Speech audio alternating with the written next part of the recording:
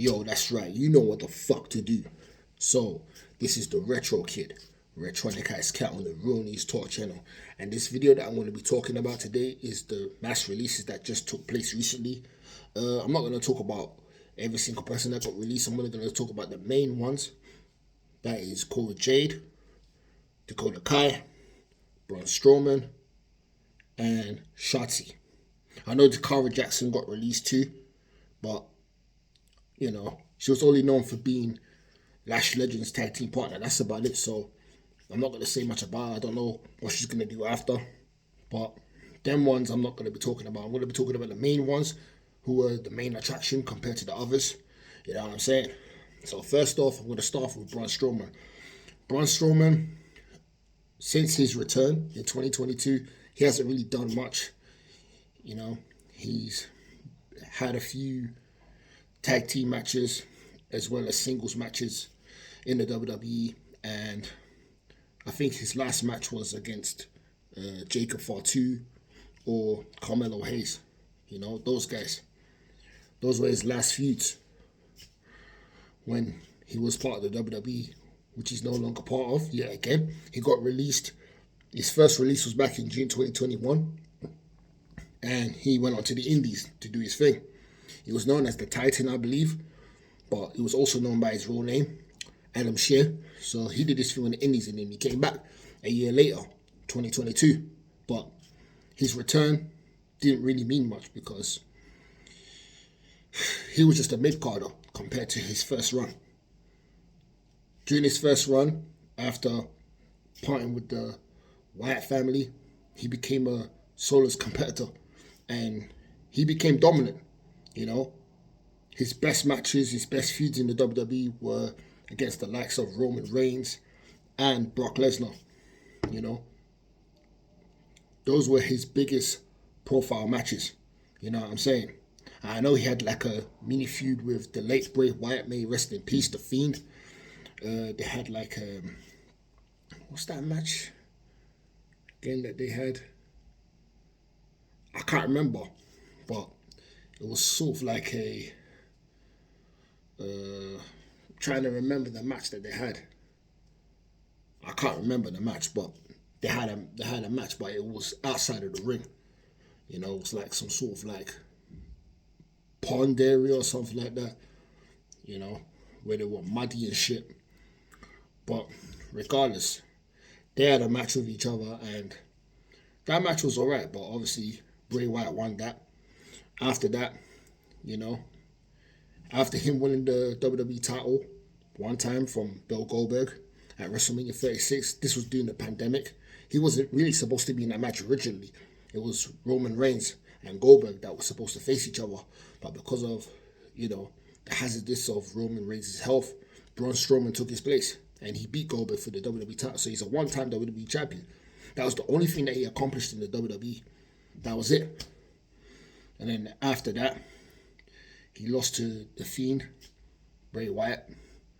Bray Wyatt beat him for the title. And then, not long after, he got released. He came back in 2022. Didn't really do much.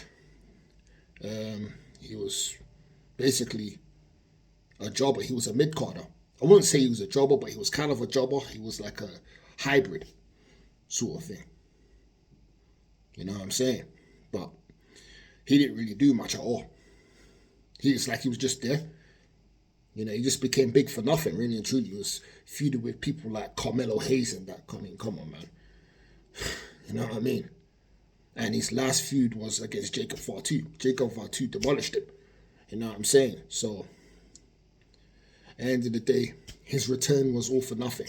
Now he's back on the chopping block, got released once again, but he seemed unfazed. You know what I mean? But they're saying that the reason why he released it because during his first run, his salary was a lot higher than expected. So maybe that was the reason, but I don't believe that. I don't believe that one bit. I believe that the reason why he got fired or released or what have you is because he weren't really connecting with the audience. The audience weren't really feeling him like that. So they were saying that, okay, we're not getting nothing from this guy, so we might as well let this guy go. You know what I mean? That's just my opinion. That's why I believe he got released. You know, so that's Braun Strowman right there. I don't know what he's gonna do now. The guy's about 41 years old, so he still has about 4 or 5 more years left in the business. So he could potentially go to TNA, or he might just be on the indies or do something else completely. Because I can't see him going to AEW because he was speaking bad about AEW, you know, a while back. So I can't see him going there. But then again, you never know, because people do have a change of heart and then they end up going to a company that they once bashed. You know, certain wrestlers have done that in the past. You know, especially with WWE. They say that, oh, they will never go back to the WWE. And here they are in the WWE. Again, joining a company that they bashed. So, hey, anything can happen, man, with these wrestlers. These wrestlers are very contradicting sometimes. So, you know, you can only take what they say with a grain of salt. So, yeah, that's Braun Strowman. Dakota Kai. Dakota Kai. She's another one that's been released for the second time in a row. I believe she got released, was it either 2020 or 2021? She got released. You know, they didn't really do much with, put it this way. Before she got released for the first time, she was at NXT, and it took her like 4 or 5 years to go to the main roster. And the only reason why she was on the main roster because Bayley was the one that vouched for Dakota Kai to join her faction, her new faction at the time, Damage Control. That was the reason why she came to the main roster. I believe if it wasn't for Bayley, I don't think Dakota Kai would be in the WWE. I don't think she would have returned, because before her return, she was contemplating on retiring from pro wrestling because she didn't know what to do right now at the time. You know, because while she was at NXT, she got injured, and then she came back, and she was teaming with Tegan Knox. And then during the War Games pay-per-view on NXT, she ended up betraying Tegan Knox. Then they had a brief feud with each other back in 2019, I believe. Then after that, they paired her up with Raquel Gonzalez, who goes by Raquel Rodriguez currently. And then, next thing you know, she did the same thing. She turned on Raquel Gonzalez. They had a brief feud. And then from there, Dakota Kai disappeared from WWE. She got released. And then she came back in 2022. She had a good run with Damage Control, but along the line, she got injured. So she came back just a few months after her injury. While she was recovering, she became like a sort of manager type for Damage Control. And during that run that she had as a manager, basically Bayley was still with the group. And then once she was cleared to return to the ring, once she was cleared, she and the rest of the group turned on Bayley. They kicked her out of her own group that she created. And then Dakota Kai started to gain momentum. She started talking for the group. You know, started speaking for Io Sky, Asuka, and Kairi Sane. She was like the mouthpiece for the group. She was like the new leader for Damage Control. Then Asuka got injured.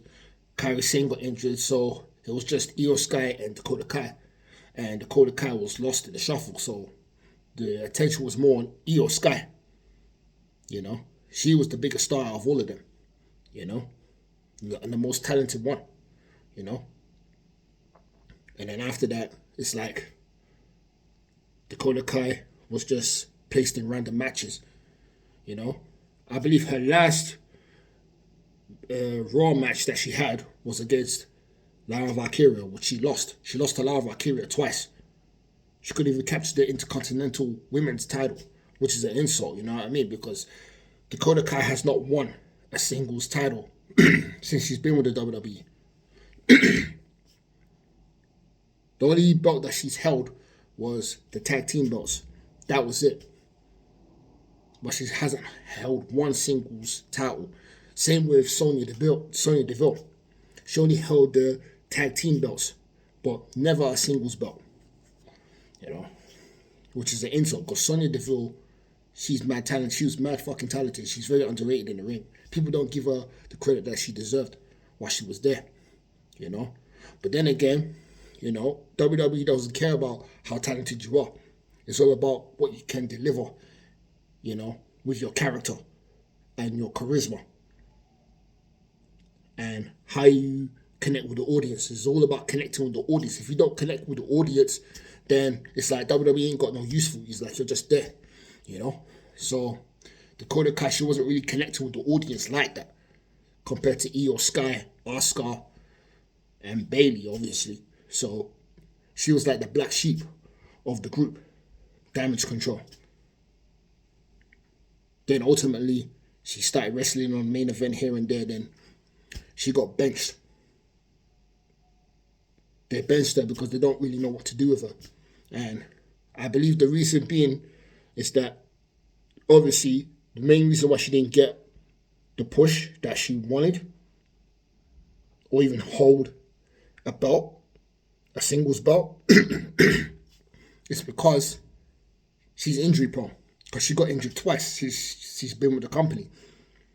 And once they see that you're injury prone, they'll be very cautious of you. So they don't really want to overuse you just in case something goes wrong. So because they didn't have any use for her also, they just decided to let her go. You know? They just threw her away along with the rest of them. So, and including her boyfriend as well, Eddie Thorpe. He got released too. You know what I'm saying? So, those two ended up getting thrown in the trash can together.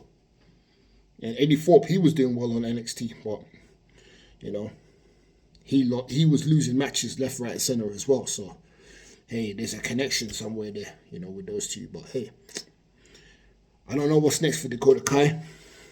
I don't know where she's going to end up next. She could go to AEW because Mercedes Moné was congratulating her for whatever reason. So, hey, we're just going to have to wait and see what happens, where Dakota Kai could end up within the next 90 days.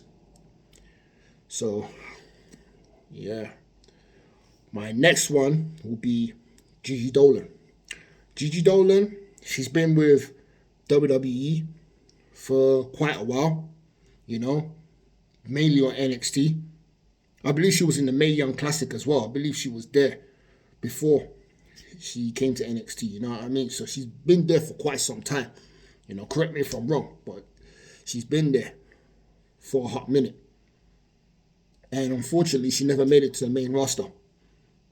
She never made it to the main roster, but she did her thing on NXT with Jessie J and Mandy Rose as Toxic Attraction. Then Mandy Rose got released for doing her online adult content, you know, and she's currently making more money than she's ever made while she was with the WWE. So Mandy Rose is doing her thing. I can't see her returning to the squared circle anytime soon anyway, because she's pretty much happy and enjoying life.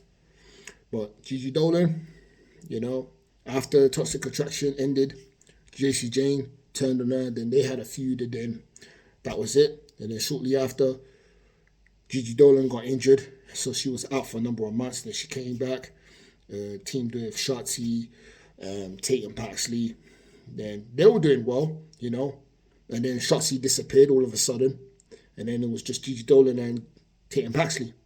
And that last match was the Fatal 4-Way match at Stand and Deliver for the NXT.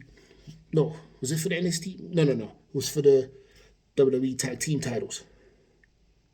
The Women's Tag Team titles. That was their last match that those two had together as a team, and that was it. You know? They were never featured on TV since. Next thing you know, Gigi Dolan gets released. Now, where could I see Gigi Dolan going? I could see her joining TNA, most likely. I can't see her joining AEW, but I could be wrong. You never know where these people will end up going. Depends on what offer they get and what deals and stuff. But despite Gigi Dolan's temporarily AEW visits and that, she could permanently become a member of the TNA roster. That is a high possibility, but it would suit her more, because if she was to join AEW, she could get lost in the shuffle. And she might be worse off. She'll probably be barely featured on TV, because she's another one that can't really connect with the audience, So it's all about connecting with the audience. If you can't connect with the audience, they ain't got nothing for you. You ain't going to go far. So it doesn't matter how talented you are, if you can't connect with the fans, if the fans ain't feeling you, trust me, your time in wrestling is going to be very limited. And if you ain't making money for them, you ain't no use for them, basically. So maybe that's one of the reasons why Gigi Dolan got released. It's not because she was lazy. She's far from lazy, She did double duty in TNA, working in TNA, because WWE, NXT, and TNA have some sort of connection. So both companies can join each other's promotions, on a random basis. So I don't see any laziness right there, because Gigi Dolan works just as hard as the rest of the female wrestlers that are doing their thing. So it's got nothing to do with laziness, They just want to add that there to make that person look bad, They want to give sly digs to certain people, It's deeper than what people are saying. So I ain't buying that bullshit. Oh, they're lazy and that. Nah. Because if they were, then they wouldn't be on TV at all. They would have been let go a long time ago. You get me? So it's not that. Gigi Dolan's been in the business for over a decade, so how the fuck can she be lazy? She busts her ass like any other female wrestler who's determined. So it all depends on who you are and your character. You understand what I'm saying? So overall, I could see her joining TNA, most definitely. But if she does go to AEW, hey, it is what it is. But I just hope that she gets utilized properly while she's over there, or in TNA for that matter. So that's Gigi Dolan. Shotzi. Shotzi. She is another one that has been on NXT for some time. And, she teamed with Ember Moon while Ember Moon was on NXT. And she never made it to the main roster, I don't think. Did Ember Moon go to the main roster? Did she ever go to the main roster? Yeah, she did. Yeah, she was on the main roster for a bit, But her and Shotzi were a tag team. Wanda was in the WWE, And then Ember Moon left. Shotzi became a singles competitor. She was doing her thing on NXT. She was feuding with Candice LeRae, and she also had several other matches as well on the main roster. She even feuded with Mercedes Moné as well, formerly known as Sasha Banks. So she has had a good run in the WWE, This was before she went back to NXT. And she had a match with Lara Valkyria when Lara Valkyria was the NXT Women's Champion at the time. And then when she jumped off the apron, the ring apron, she tweaked her knee and suffered a torn ACL. And she was out for 9 months. And then she returned, to save Gigi Dolan and Tatum Paxley. Then those three became a trio, tag team, and she was doing her thing. Then next thing you know, she disappears. Like, what the fuck? I know Shotzi's been through a lot in her life, She's lost family members and that, and it took a toll on her career, and she fell into deep depression, That's why she's been on and off TV, because her emotional state is not really stable at the moment. So she's been through a lot, but it's still pulling through and pushing through. You get me? So with her being released, I'm not surprised. I kind of saw it coming eventually, you know, for WWE to not use her as much. It was obvious that it was going to happen sooner or later, you know. And it happened just after she did like a short promo as well about making change. The next thing you know, she was secretly moved to the alumni section. And now it's been confirmed that she has departed from the WWE. And the WWE said that they will not be renewing her contract. Once I heard first that they secretly removed her to the alumni section, I just knew that she was gone. I don't need anybody to tell me otherwise. I knew that she was gone straight away before she even announced it herself. I said to myself, she's gone. Totally gone. Because why would it happen during the mass release time? You know what I'm saying? You know what I mean? It's not rocket science. So I knew that she was gone. And it was all a matter of time before she announced it herself, which she did. So she confirmed it. So, you know, I could see her going to AEW because she's got connections over there. You know, she's got friends over there. So I could see her joining that company. You know what I mean? But she could join TNA as well. But really and truly, with the connections that she has in AEW, I could see her joining that company. You know what I mean? And it could end up being as soon as Double or Nothing. Double or Nothing is in 2 weeks' time. So I could see Shotzi making a debut on AEW Double or Nothing in the next couple of weeks. So it'll be interesting to see how AEW treats Shotzi, you know, and let's see what she can deliver. So that's her right there. Oh, I forgot to mention Shayna Baszler as well. Shayna Baszler, when she first came to the WWE, she was dominant as fuck. From the Mae Young Classic all the way to her debut on the main roster. She dominated NXT, you know, until Rhea Ripley beat her in 2019. Then when she made her debut on the main roster, she was killing it, man. She was just destroying people, fucking people up left, right, and center, you know.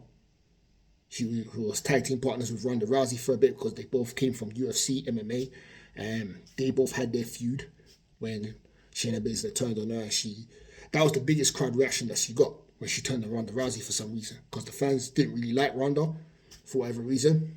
So they had a match at SummerSlam 2023, and Shayna Baszler won that. So that was the only standing ovation that Shayna Baszler got, you know, because she's another one that couldn't connect with the crowd. The fans weren't really feeling her, you know. Her mic skills were very poor, but her in-ring skills were pretty good. She was very decent in the ring. So I wasn't surprised when she was added to the chopping block, because don't forget, Shayna Baszler's 44 going 45. She's in her mid-40s. So she doesn't have long left in the business. So where I see Shayna Baszler going, I can see her on the indies at best. I can't see her joining AEW or TNA, but then again, you never know. Because her and Dolph Ziggler are the same age. I could see her joining AEW. You know? For the short time that she has left in the wrestling business. But despite her age, she could still go. She could still wrestle like a 30-year-old. You know what I mean? So, really and truly, yeah, age is not really nothing but a number.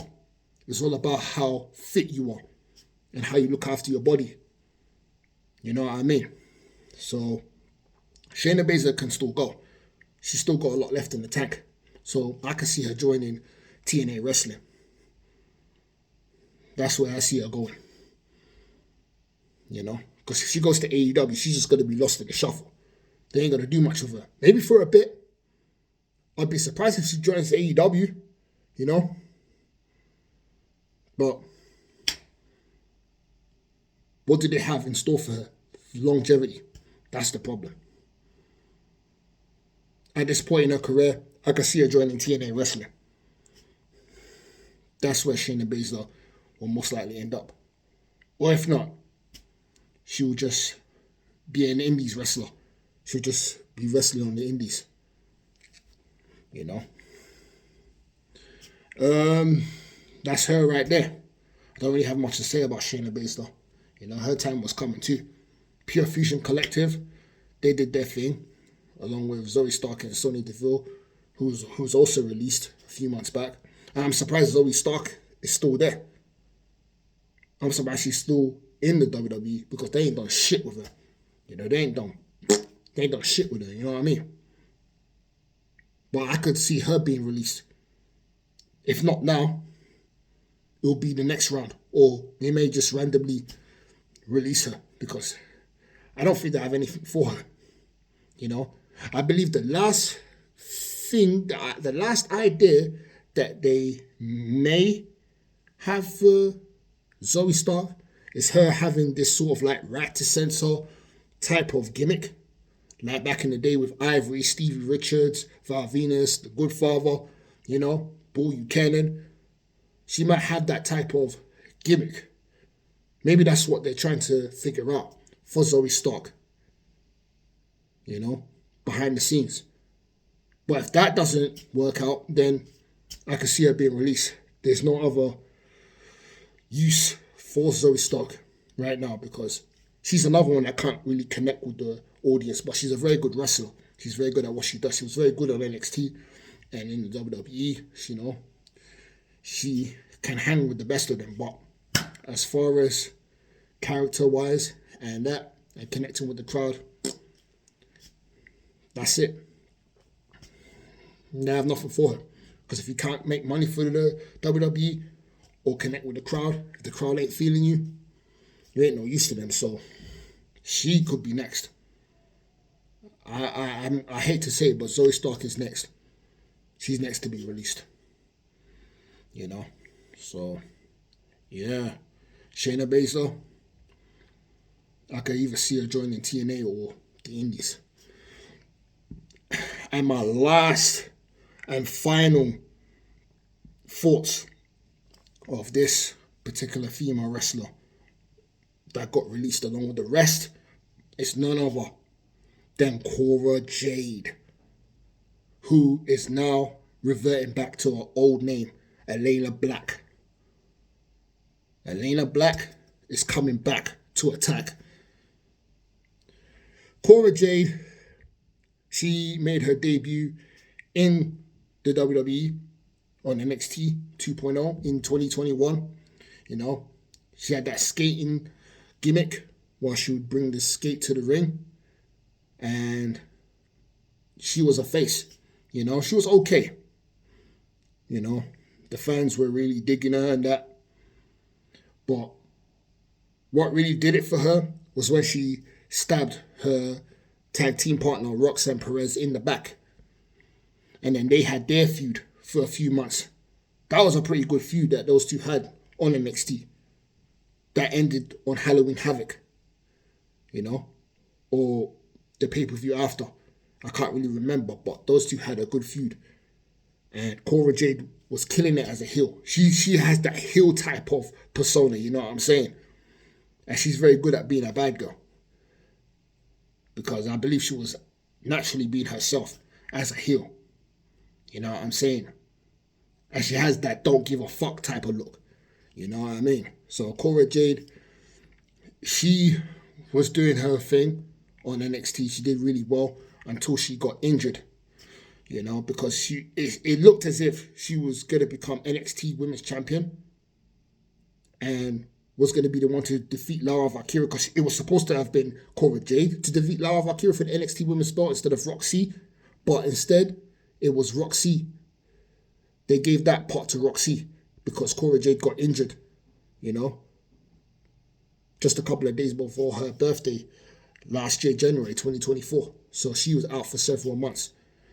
And because she got injured, you know, they pulled the plug on her push. Because in 2023, she wasn't really wrestling much. She was on and off TV because she was dealing with some personal issues. Nothing to do with any injuries or anything like that, but because she was going through some stuff, you know, they didn't really use her. You know what I mean? They didn't really use her as much. So that's the reason why you didn't really see her on TV until she came back, you know,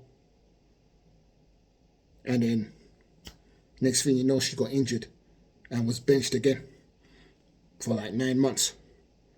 So that's what kind of fucked up her push. You know what I mean? And plus, she's had a lot of bad experiences in her personal life, in terms of like relationships and that. You know, first she was in a relationship with Braun Breaker, and then they broke up. Then she went into another relationship with some other guy, some NFL guy. They broke up. You know, he actually cheated on her with Thea Hell. You know what I mean? So she hasn't had any luck in terms of dating and that, you know, because she kept getting played. And that kind of had an effect on her mental health. So they're saying that, again, just like Gigi Dolan, they're trying to say that,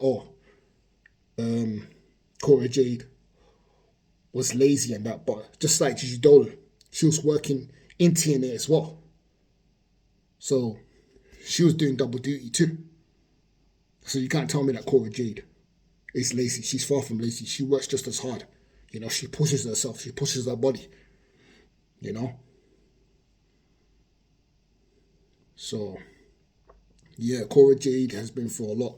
And I believe the real reason why she got released is because there may have been some secret backstage drama between her and Thea Hell. You know what I mean?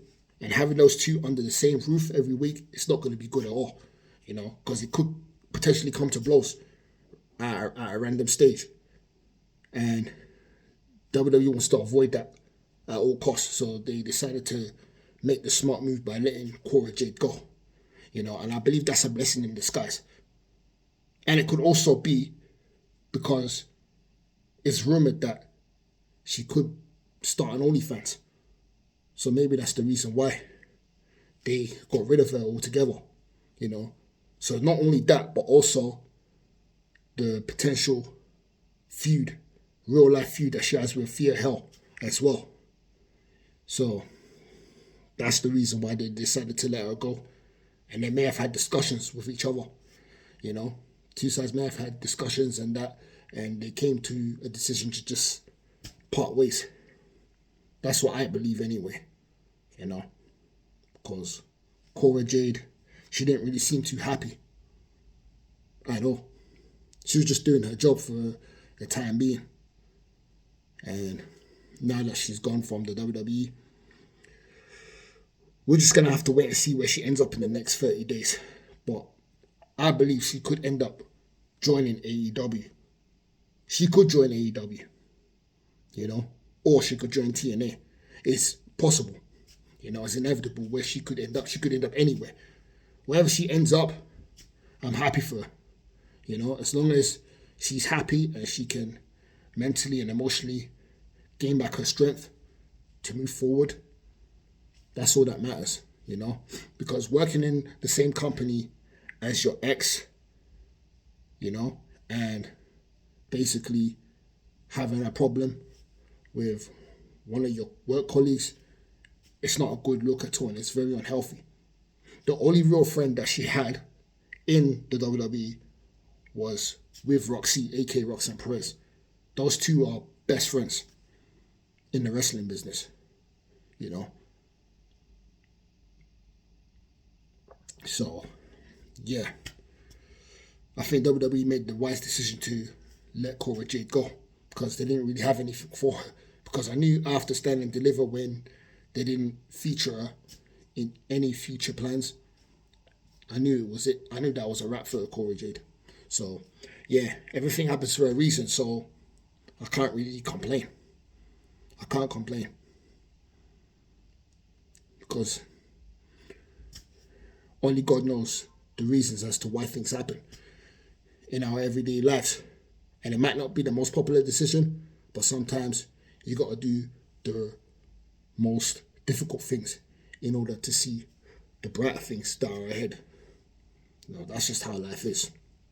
So yeah, Cora Jade is officially done and dusted, and get ready for the return from the dead in Elena Black. So, can't wait to see what she can deliver. And one more thing as well. She was recently bombarded with emails from creepy fucking fans, because she put her email up on Twitter, hollering at people that want to book her for future promotions and matches and stuff. Instead, she got creepy fans. As expected anyway. You got these dumb trolls and these thirsty motherfuckers that can't get pussy that will go on there and leave disgusting messages and that, and try and degrade her and that, She's literally told them to fuck off, really and truly, and she made it clear that it was just for inquiries only, not for stupid dumb trolls that ain't got no life, But that was bound to happen anyway, I'm sure she's not the only one that gets dumb emails like that, you know what I'm saying? And it makes it hard for her to actually see who's emailing her, you know what I mean? It makes it very, very difficult. But she just put serious inquiries only, And the thing is, right, you cannot block somebody's email. You cannot block somebody from emailing you, So she must have got thousands and thousands of emails from random people, But, hey, what can you do? But I'm sure they'll find a way to actually reach out to her, So yeah, it looks like she's already moved forward, but she moves on quick. She don't waste time. She don't dwell on the past. She's just straight on the go. And that's the mindset that a lot of people need to have. Like, don't dwell on the past. What's done is done. You just have to keep it moving, and that's what Elena Black is doing. Brianna Calder, that's her real name. That's what she's doing. So you gotta have that mindset. You just gotta keep it moving, man. No time to dwell on the past and that. No time to dwell on all the what ifs and what not. It is what it is. Shit happens, man. So yeah, wish Elena Black nothing but the best, and whatever she does with her life and career, hope that she blossoms and reaches new heights. So yeah, that's my take on the WWE releases. I believe there's more releases to come. This ain't the end. And, some of the people that are still in the WWE that are not doing anything, they better be worried. They better be worried because they could be next. I don't know who, but the ones that are not featured on TV, they could very well be next. So they need to be very, very worried about their careers and positions right now because nobody's safe. Nobody's safe at all. Unless you're related to The Rock or if you're highly popular with the crowd, then you're safe. You ain't going nowhere. But if you're just an average person, an average wrestler who's at the bottom or mid-card wrestler, then hey, your future's in the WWE is at stake. So, hey, don't get too comfortable, You mustn't get too comfortable where you work in general because at the end of the day, you're just a number to them. They don't really give a fuck about you, really and truly. You just show up to do what you do and get the fuck out. Because at the end of the day, how do you know you might not lose your job tomorrow? So you can't be too comfortable in the workforce. You always got to be one step ahead. You always got to prepare for the unknown. And I know that's very, very scary because a lot of wrestlers, they get too comfortable in their positions. And when they get released, they start, wondering, like, what the fuck is going on? What the fuck happened? Because you were too comfortable. Not knowing that they can get rid of you at any time. So you really need to be on point. You really need to stay ready so you don't have to get ready. Because the WWE right now, the way they're moving, anybody can get it. You understand that? They don't care who you are. As long as you're related to The Rock, or if you're the face of the company, or very, very popular with the WWE crowd, and you're making money for them, and you're selling a lot of merchandises and whatnot, hey, your career is on the line. You're literally on thin ice. So, yeah, that's all I got to say. That's my take on the WWE releases. So let me know your thoughts on it if you have any, or you can choose to remain silent. So yeah, this is the Retro Kid Retronica X Cat on the Real News Talk channel. I got nothing more to say. Stay locked. Keep it real. I'm out. Peace.